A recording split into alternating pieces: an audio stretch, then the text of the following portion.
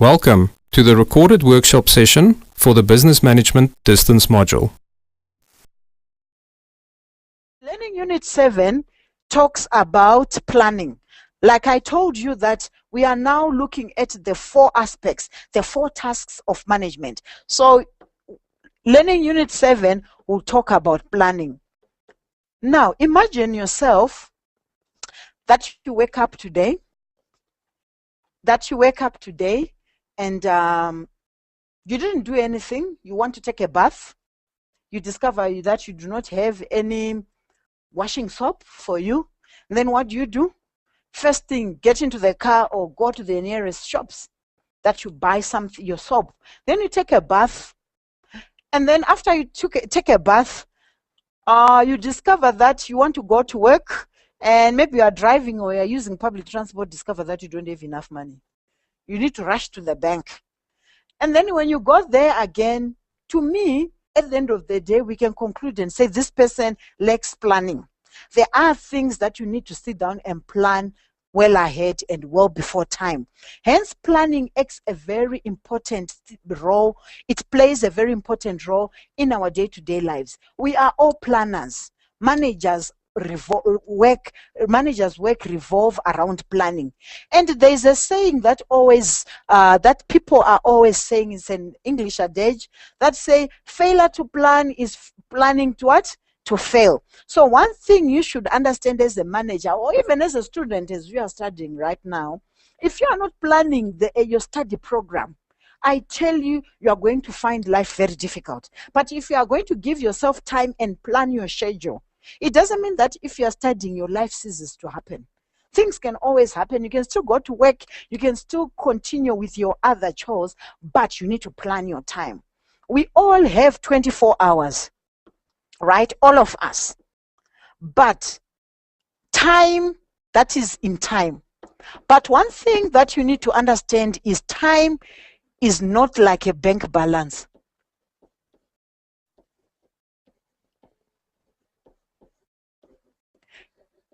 So we need to understand that we all have 24 hours of time. But time is not like a bank balance. What am I trying to say? It's a bank balance whereby you say if you have got that money, you haven't used it. After 3 days or 3 weeks, you still have it. So with time, we do not have a carryover to say, okay, I didn't use my 5 hours yesterday, and then today I should have my 5 hours. No, it is what you do with those 24 hours. So every one of us is given 24 hours. So what is important is, what are you doing with your time? That's a question. What are you doing with your time as a student, as a manager, as a supervisor, as a worker, as a mother, as a father, or any position that you have or you hold in the society? So that is what you should understand regarding time.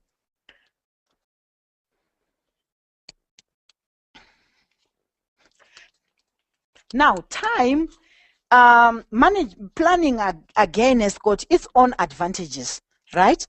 Planning has got its own advantages and disadvantages. So one thing we need to understand is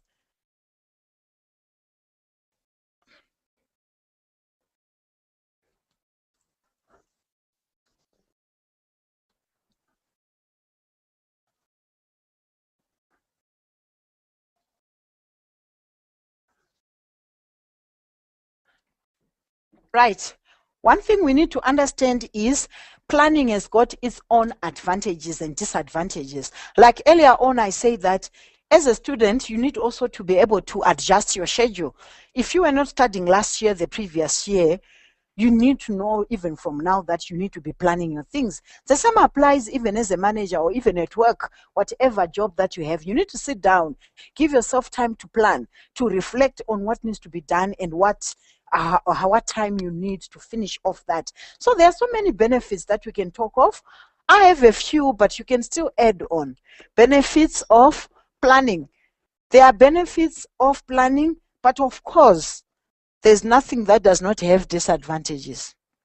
So, just to look at the benefits of planning briefly.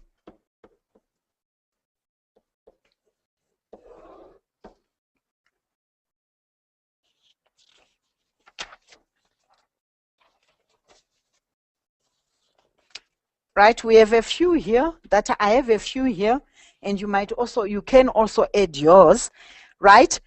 Number one, it provides direction. You actually know what you're supposed to do. Like this example that I gave, that you wake up, you find you do not have soap, you're rushing to the shops, buy soap, then want to go to work, you discover you don't have money for fuel, then what do? You don't even have a card or what, you need to plan for that. So you need to plan your activities per day. I wake up, do some groceries, do this, and then prepare for myself for this. So it gives you a sense of direction, that even if I'm to ask you to say, what is your plan? You are able to say, no, I'm committed because my day is like this and that.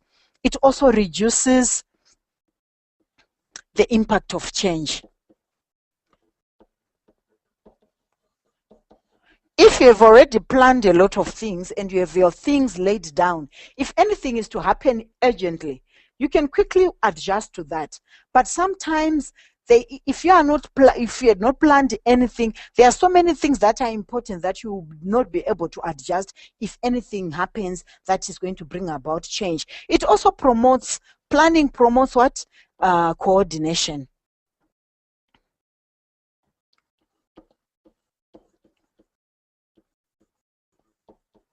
Imagine you are working for a company that has got departments throughout South Africa. Imagine you are working for a company that has got companies across the world. Now the question is, how would you ensure that your activities are actually agreeing at some point? You really need to sit down and plan so that even your meetings and everything, they happens at the same time. Imagine that you schedule a meeting and then you do not invite me, and there's no invitation. You didn't sit down to plan to say we're supposed to be invited. You will discover that even the meeting cannot actually take off because the important people are not there, you are not constituting a quorum, and then because there hasn't been any coordination. And then it also ensures cohesion.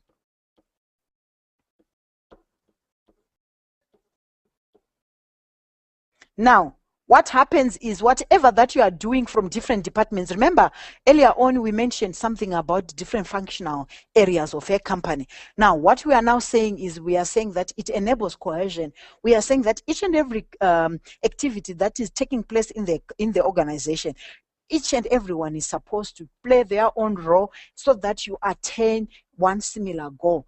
And earlier on, we had said that the goal of a company is to make profit. So if you are actually sitting down to plan to make a profit and break down those activities, you'll be able to actually do it together, and hence ensuring cohesion. It also facilitates control. As a manager, you would be in control of the resources because you have planned for it. You also are in control of the time. You are also in control of everything that is happening. So those are some of the benefits of planning. Like I said also, that there's nothing that also it doesn't have something. If there's something that has got benefits, there is also a situation whereby there are disadvantages. Now, we can also talk of what we call the cost of what? Cost of planning. So in other words, we are also talking of disadvantages of planning, the word cost, right? So we can also talk of disadvantages here. That's the other word for cost of planning. One thing that planning is known of, that it creates what? Rigidity. Creates rigidity. When something is rigid, it means it does not easily change, right? It is tough. And once people sit down and come up with a plan of what has to be done, what happens is that we are living in an environment that is constantly changing. Now, because you have already planned what you are going to do, because you are not flexible to change, what then happens is it affects the way the business operates. Hence, those are some of the disadvantages of planning, creating rigidity. And then it also consumes time. Can you imagine? Consumes time. How does it consume time? How does planning consume time? Yes, if it is not coordinated, people can spend time in meetings, planning and planning and planning and not reaching to a conclusion. Hence, even the time that should be spent doing something, then you end up not being productive. So it consumes time in a way. So if you are going to be a manager and you are going to be involved in decision making, when you sit down and plan, ensure that it doesn't take all of your time. You also need time to implement. And then another, it also replaces, when you sit down to plan, it replaces intuition and creativity. When we talk of intuition, each and every one of us, even when we are discussing and talking wherever we are, somebody will say, there is this third voice. I have a feeling in me that this should not be like that. So sometimes even when we have a feeling that we should not do this, sometimes most of us, we have had that third voice within us. We have had that feeling. And usually it has worked for good for us. Now, even as a manager, you might have that gut feeling, that other voice telling you not to do this. But because you have planned, sometimes you are forced to stick to what you have laid down. So there is no room again for creativity.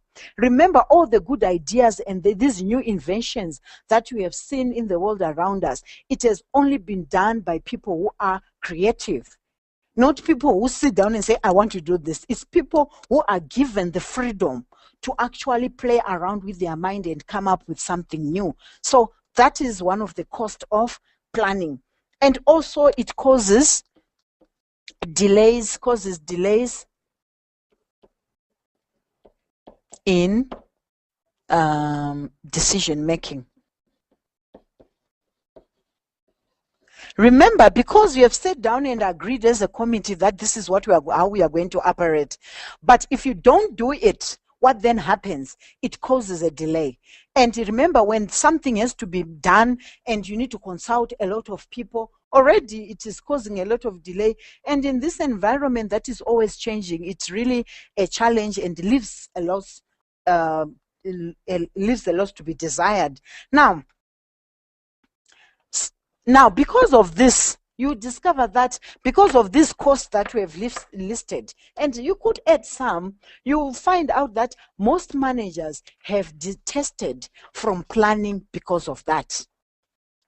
But one thing that is also very important is we need to plan. It is very important. Now, how then do we plan? And what are we planning is the question. Now, each and every organization, or even you as an individual, you have goals as an individual, right? And I'm sure that maybe before you made a decision to register with us, you thought about it and say, you know what? I need to further my studies. I need to further my studies. That is a goal. A goal that you might have is to have a degree. That is a goal. Now, the question is, you have your goal within you, and I'm sure you had that goal for years. But the question is, how did you attain, how do you go about it for you to be able to achieve that? You need to sit down with a plan. So we want us to distinguish between a goal and a plan.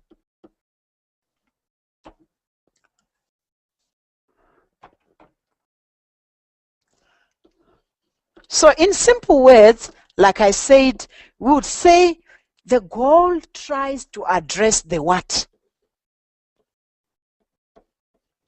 I'll write it in caps.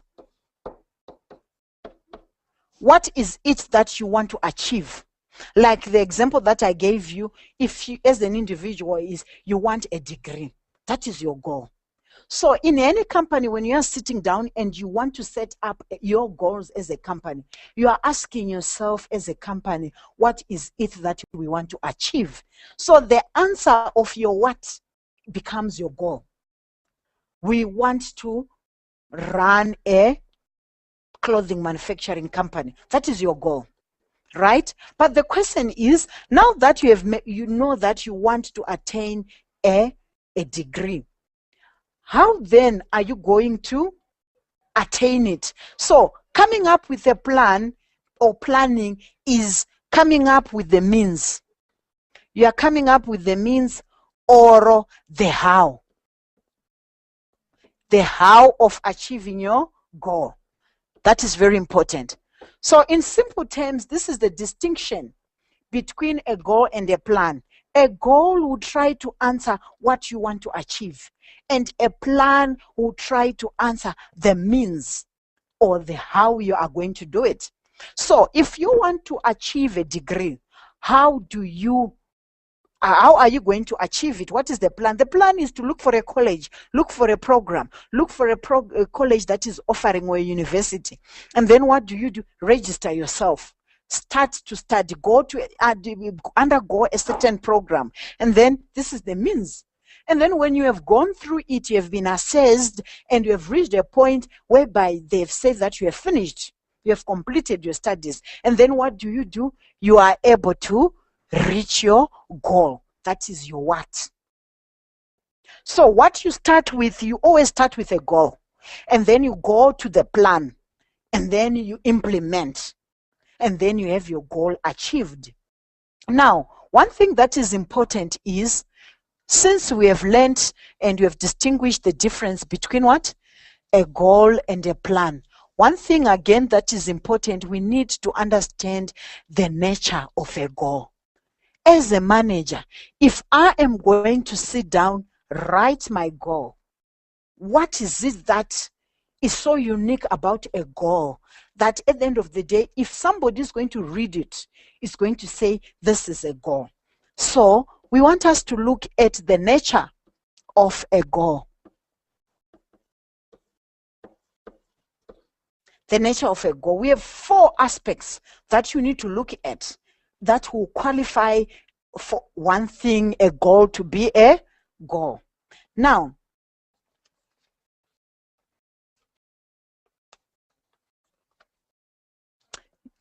the focus of the goal.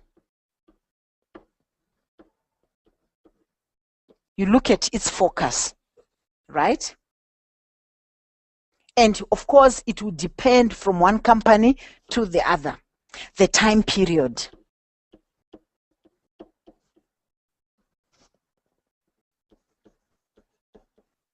Right? Are you going to achieve it overnight? Are you going to achieve it over the week? Are you going to achieve it over a year, or after 5 years? Or it's a very long-term goal that you are going to achieve, say, after 10 years? Or even, remember, we also, even government has got Millennium, MGDP, MDG, Millennium Development Goals. So, another aspect that is also important is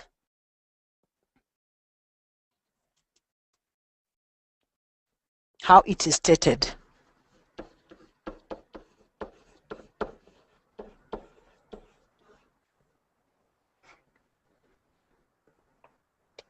So another nature of a goal is whether it is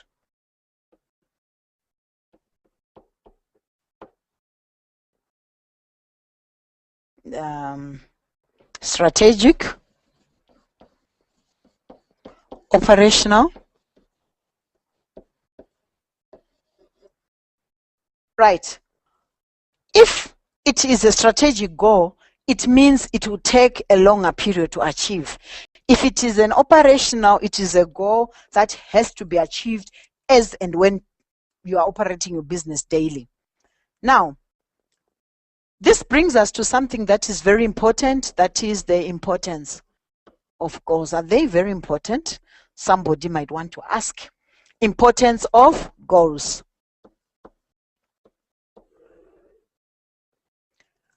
We have quite a number. From our module guide, we have quite about 5 importance of goals, and basically it gives a clear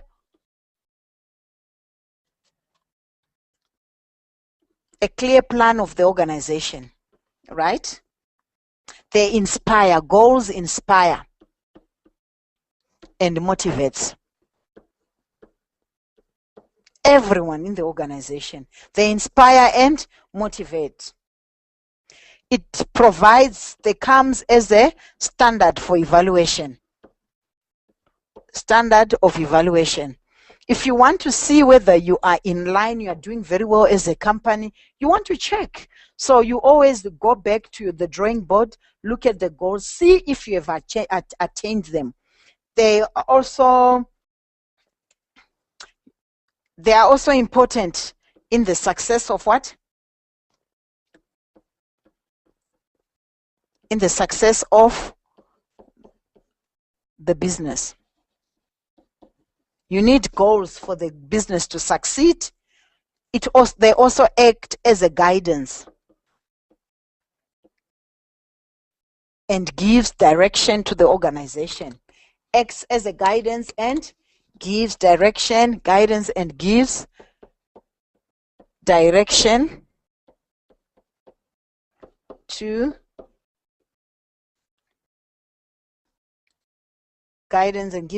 to the business. Right. That's the importance of our goals. But there's something that is very important. We've heard about it, and it is what we call the criteria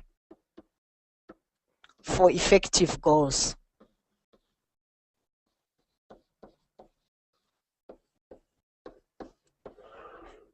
Right?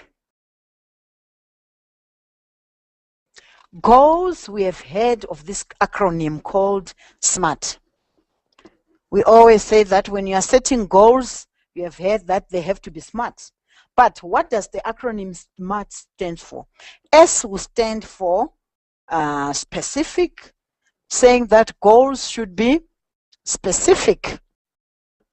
Right, when we say goals should be specific, we mean that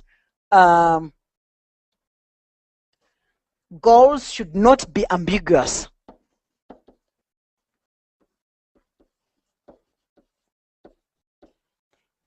They should be clear.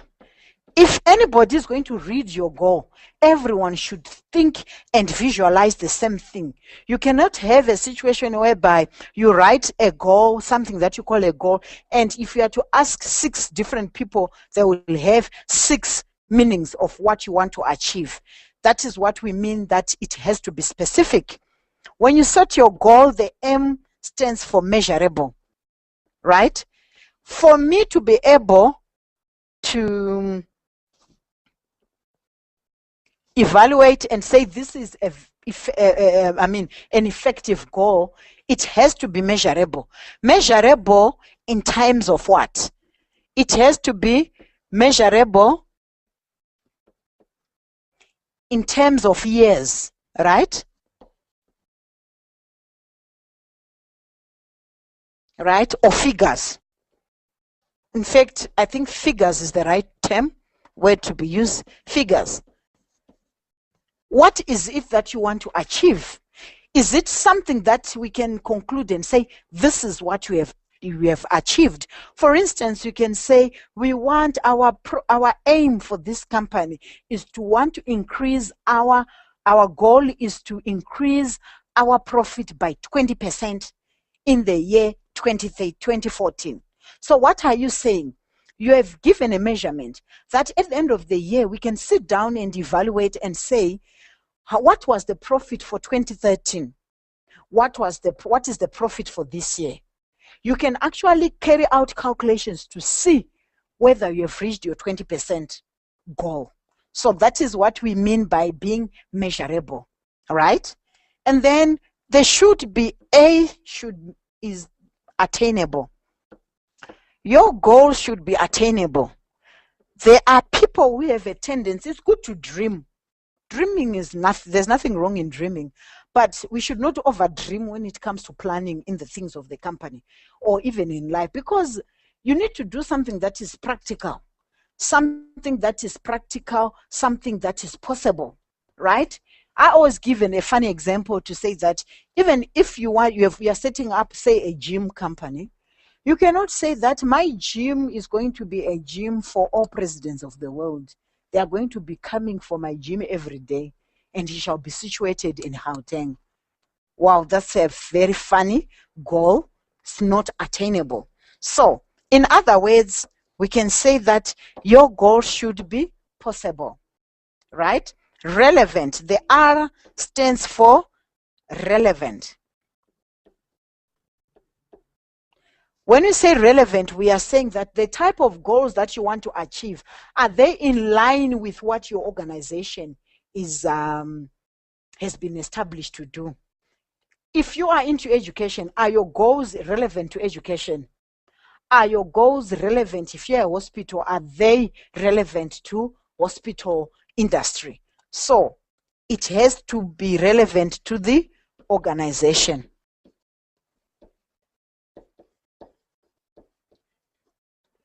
And then time bound.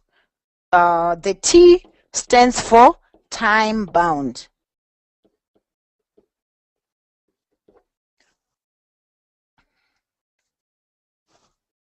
There should be a time frame.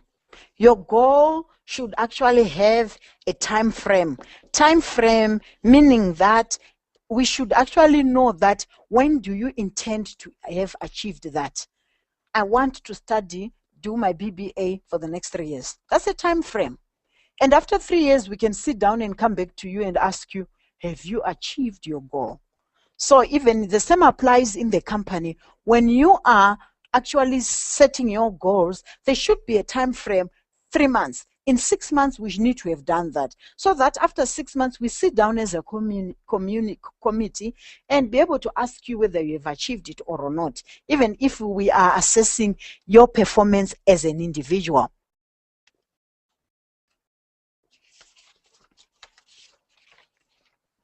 Right, there's one thing that is also very important about techniques of setting goals. One of the techniques of setting goals that we have heard about is MBO, meaning management by objectives, right?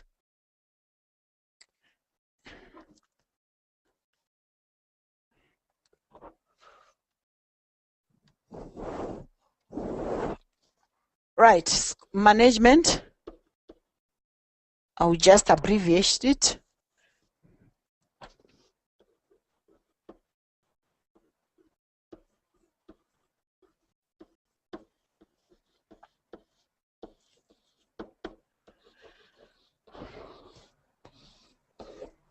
Now, this is a technique that is used to set goals, and it is a system whereby managers and employees define goals for every department, for every project, and for every person, and they use them to monitor their performance. So what are you saying is, you are sitting down and saying, guys, we are working as a team, but what is it that we want to achieve? You list those goals, right?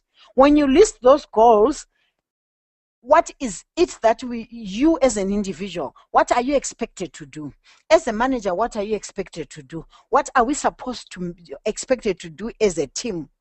And how are we able to assess performance after that? That is the whole process of management by objectives. Because at the end of the year, we want to sit down with you and say, these were your key performance areas, key performance indicators. What is it that you have done? Have you worked according to what you have planned to? We have agreed that you are going to do. So what happens in the process is, it is one thing, I'll just summarize this one. The MBO approach involves everyone. If I say it involves everyone, it means it involves the employees that are in question and the managers in question. So meaning that when the managers are going to come to you and ask you as to what is happening, they are going to ask you something in regarding to something that you have agreed that you are going to do. So it won't be a secret as to ask what you have done. So the key performance targets in that are predetermined before even work is done. Employees and managers, again, meet to develop those set goals. You meet, sit down and say, which ones are the goals? List them.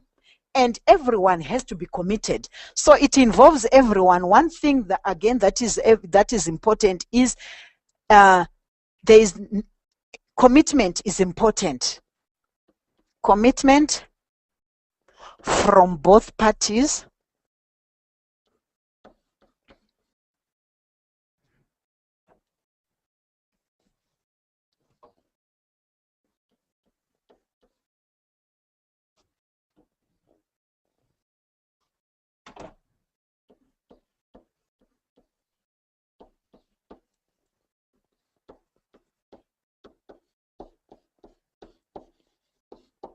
So commitment from both parties is vital. You cannot say that you are doing management by objective, you are setting your goals, and everyone is involved when the other party is not committed. So this is very important. There has to be commitment from both parties. And both parties need to agree. There has to be agreement from both parties. Right? There has to be agreement. Another important thing is evaluation is also done by everyone, right? And there's also evaluation, right? It is a technique that you cannot just ignore. Read about it, make sure you understand how it actually, what the process is involved. And also you might be also asked to say, do you think it leads to more success? This type of technique of goal setting, whereby we are involving every Tom and Dick and we are saying this is what we want to do and we are expecting everybody to understand. But do you think it will work? Well, I don't know, but you might think about it. It's something to think about, and then we can discuss about it. Who knows, you might be asked to see whether it works or not. Now, we are still on planning, right? We need to look at the nature of plans. Right? We have talked about goals. Now it's planning. We have talked about the nature of goals. We have talked about the process of goal setting and the like. But we want to continue look at plans. We said the plans are the means. X as a means or the how of reaching our goals. Now, establishing the nature of plans, one thing you need to understand is looking at the nature of plans.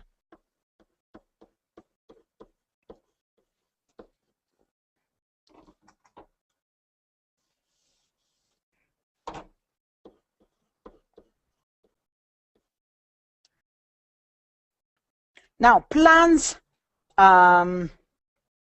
when you are actually establishing plans, you need to look at external factors, right? External factors that affect those plans, things that are beyond your control as an organization or as an individual. You also need to look at the strengths and weaknesses of the organization, strengths and weaknesses of your organization. If you are planning, it's a personal plan, you also need to assess your weakness and with strength. There's no way you can think of wanting to be maybe an engineer when you are very weak with calculations. So you need to be true to yourself if it is an individual plan. See what you can do. Be true to yourself and assess your strengths and weaknesses, right? You also need to look at alternative plans of action.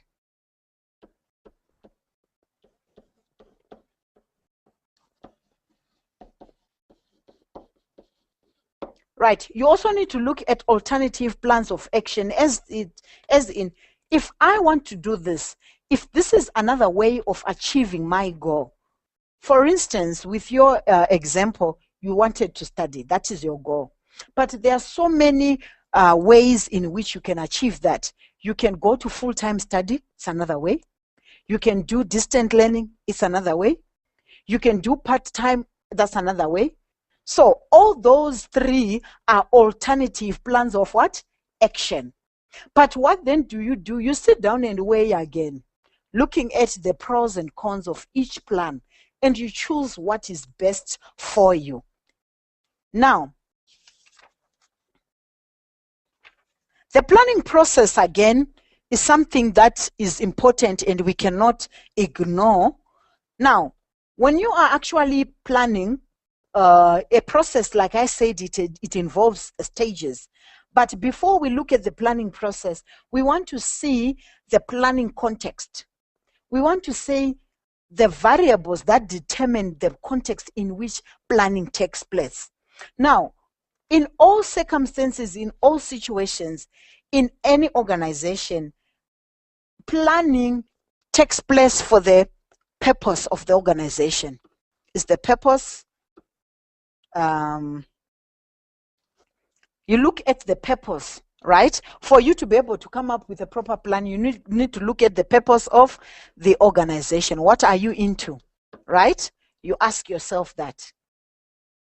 What is our obligation to the society, going back to corporate social responsibility, right? How about our mission statement as an organization? Later, in our management, we shall look at mission, setting up of mission statement, coming up with a vision and the like. So you need to look at the mission statement of your organization. Is it in line with what you want to achieve? You look at the environment. Last time we looked at the environment in which the business operates, right? And then you also need to look at the values of managers. Now, talking about the values of managers, values, this is something that is part of individuals, and that forms and constitutes what an organization is all about.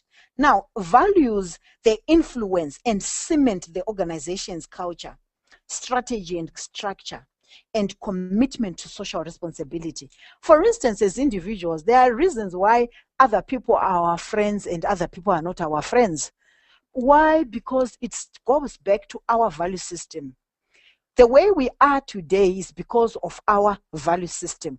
And our value system as individuals is rooted in our culture. There are certain cultures that do not find anything wrong with abortion.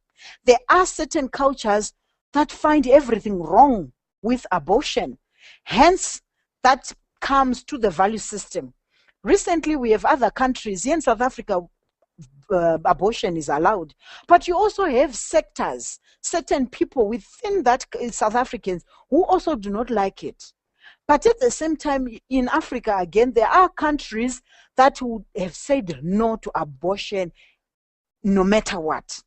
Unless there's something that is maybe that is a health condition, that is when abortion can be allowed. So a value system is rooted into what you believe as a group, as an individual, as a group of people, as a community, as a nation, therefore as a company. So whatever that the company would love to achieve, it is also rooted to their value system. And also the experience of management. Experience of management. Now, remember, it also affects, experience is important because it influences the planning performance. Looking again about, talking about the environment, you discover that you need to, as a company, you need to avoid environmental threats. Values of managers, again, there are even certain companies that value their workers to the extent that they don't believe in underpaying their workers. But other organizations, they are well known for not paying their workers. And no matter what you try, that is given. So it goes back to the value system. I remember I was reading a case study of Ford. And one of, Ford company is one of a family business, and it has been passed on from one generation to the other. And it is one of the grandchildren, the other generation, who was being asked to say, what do you think is the main reason why your company is still running? And the guy is quoted saying, I believe there is one value system that we carry as a family, that we are very honest and we have integrity. Honest as in my grandfather, the founder of the company, I quote him. He says he never would want to get somebody work for him for free. Meaning that even their salary structure and the way they wish they pay the benefits of their workers, it is something that is decent. Something which is people can live on and can afford decent lives. So it depends with the value system of the owners, the value system of the managers that would actually propel that. So with that, let's look at the steps in the planning process. If you are to look at the planning process, let me just write the steps here. I'll try to present them nicely, maybe in a manner in which you can remember.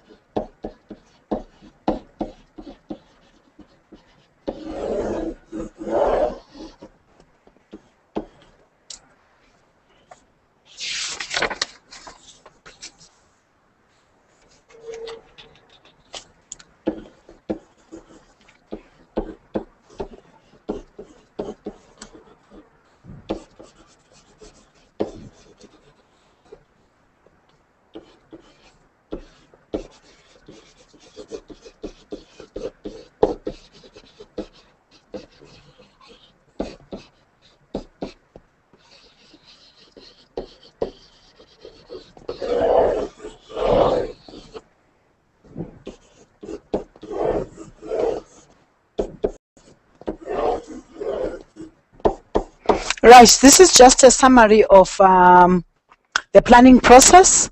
The planning process, I'll just write the heading here. Now, 1, 2, 3, 4, 5, 6 steps that are involved. Number one, establish the goals. What is it that you want to achieve? Now that you have established what you want to do, the question is, how are you going to do it? Develop alternative plans. There are so many ways of killing a cat. Like I said, you wanted to study. You can choose full-time, distant learning. You can also choose part-time. Then when you look at those plans, evaluate alternative plans. See which one is the best. You are actually listing the advantages and disadvantages to you. If you are a company, listing the advantages and disadvantages to the company. You then select what you call a plan. What is the way forward? Implement it. You choose one, you don't choose two. Do a reactive planning if necessary. Sometimes what you would have planned might not work. But what then do you do given the situation?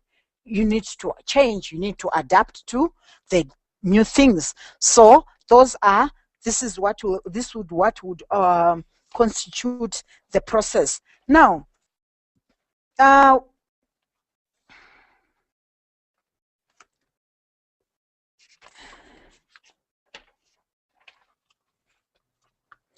like earlier on, you discover that we have different levels of management. We talked of the top level, we talked of the middle level, we talked of a lower level. But you discover that in terms of planning, lower level, let me just go back to that pyramid again. Top management, what they are involved in strategic planning. That's the type of planning that they do. Strategic planning, which is long-term, right? Long-term planning, which is 5 years and above. The middle management, they are into medium term. Middle management here, they are into middle what? They are into medium what? Term plans. Medium term plans, these are plans that would want to be achieved in 2 to 3 years, or even between that time before 5 years. And then the lower management, this is 1 to 2 years, right? They are responsible for plans that need to be achieved between 1 year to 2 years, right? It's all planning, and this is basically what each and every level of management is involved in. So that's it with planning. And another aspect that is also very important of as the learning, as the tasks of management or process of management, leads us to organizing.